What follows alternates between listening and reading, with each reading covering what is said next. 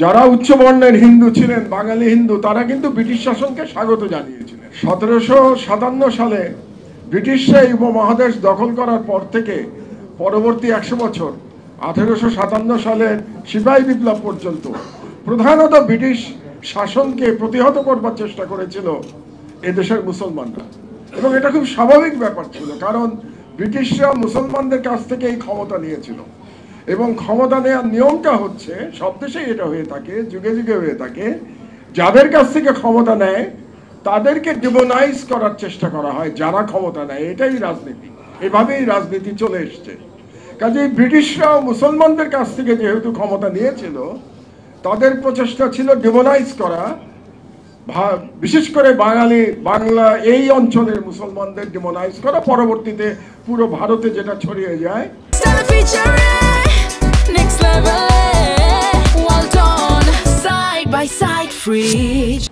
এবং এই সময় যে আন্দোলন হয় তার মধ্যে ফকির বজলু শাহ, তিতুমির, তাদের আন্দোলনের বেশিরভাগটাই ছিল মুসলমানদের আন্দোলন।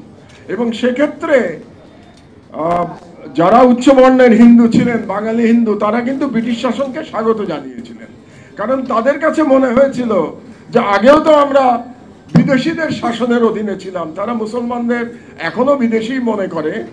ভারতীয় ন্যারেটিভ, যেটা ভারতীয় সরকারের ন্যারেটিভে, এখনো মুসলমানরা কিন্তু বহিরাগত। তো সেই মানসিকতা থেকে তারা মনে করেছিল এক বহিরাগত থেকে আর এক বহিরাগত এসছে ক্ষমতায়, বরং সেটা আমাদের জন্য ভালো। কারণ যে ধর্মীয় যে কন্ট্রাডিকশন ছিল হিন্দু মুসলমানের, ওই কন্ট্রাডিকশনটা সেই অর্থে খ্রিস্টানদের সাথে ছিল না। কারণ হলো মুসলমানরা এখানকার মানুষ হয়ে দাঁড়িয়েছিলেন, এরা এখানকারই সন্তান ছিলেন। কাজে লড়াইটা পাশের বাড়ির লড়াই ছিল। তো সেই লড়াই থেকে তারা প্রধানত ব্রিটিশদের সহায়তা করেছিল।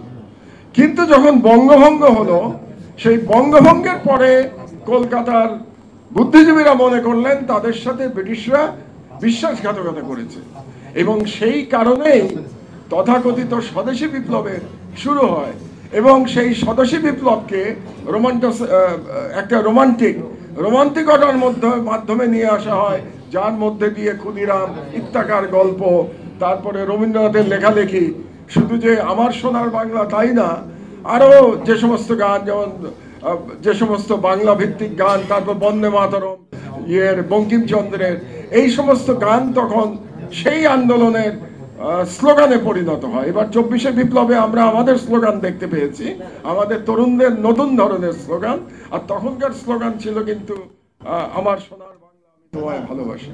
তো মজার ব্যাপারটা হলো, যেটা খুব চমৎকারভাবে লিখেছেন তার বইতে, সেটা হলো যে বাঙালি হিন্দুরা 1905 সালে বঙ্গভঙ্গের বিরুদ্ধে দাঁড়িয়েছিল, তারা বলেছিল আমার মাতৃ অঙ্গচ্ছেদ করতে দেব না, আমার মাতার অঙ্গচ্ছেদ করতে আমরা দেব না। সেই একই বাঙালি হিন্দুরা 1947 সালে তারা বঙ্গভঙ্গের পক্ষে অবস্থান নিয়েছিল। এটা হলো ইতিহাসের খুব একটা ইন্টারেস্টিং টার্ন অ্যারাউন্ড, যেটা খুব চমৎকারভাবে মাহবুবুল্লাহ ভাই তার বইতে দেখিয়েছেন।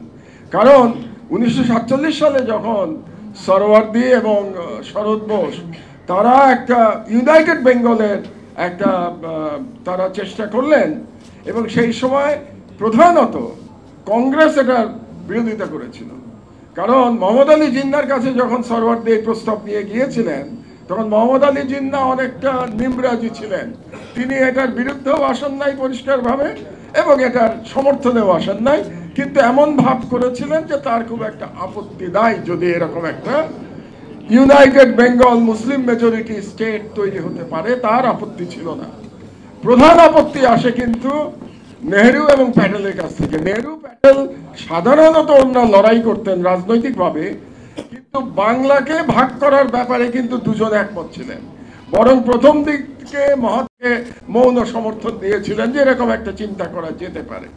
তো পরবর্তীতে কংগ্রেস, বিশেষ করে নেহেরু এবং গান্ধী, এটার বিরুদ্ধে অবস্থান নেয়াতে মহাত্মা গান্ধীও তিনি পিছিয়ে যান। তার পক্ষে নেহেরুকে এবং প্যাটেলকে অতিক্রম করা সম্ভব হয় নাই, এবং এই কারণে সরওয়ার্দীর যে বা শরৎ বোসের যে উদ্যোগ ছিল এটা ব্যর্থ হয়ে যায়। হয়তো এটা একটা ইউটোপিয়া ছিল, যেটা বলেছেন মাহবুব ভাই তার বইতে, কিন্তু ইউটোপিয়া শব্দটা ব্যবহার করেছেন। তো ইউটোপিয়া ছিল, কিন্তু তারপরেও এরকম একটা উদ্যোগ নেওয়া হয়েছিল। সম্ভবত উদ্যোগটা একটু বিলম্বে নেওয়া হয়েছিল, সেটাও একটা কারণ হতে পারে, কিন্তু সেটা মূল বিষয় না। ওনার বইটার মূল বিষয় হচ্ছে এই কন্ট্রাডিকশনটা দেখানো যে 1905 সালে যে শ্রেণী বঙ্গভঙ্গের বিরোধিতা করে ব্রিটিশদের বিরুদ্ধে সন্ত্রাসী আন্দোলন শুরু করেছিল এবং যেটাকে তারা স্বদেশী আন্দোলন করেছিল, সেই বাঙালি হিন্দুরা 1947 সালে 180 তারা বাংলা ভাগের জন্য চাপ দিল, কারণ বাঙালি হিন্দুরা মেজরিটি মুসলিম শাসনাধীনে থাকতে চায় নাই, এটাই ইতিহাস।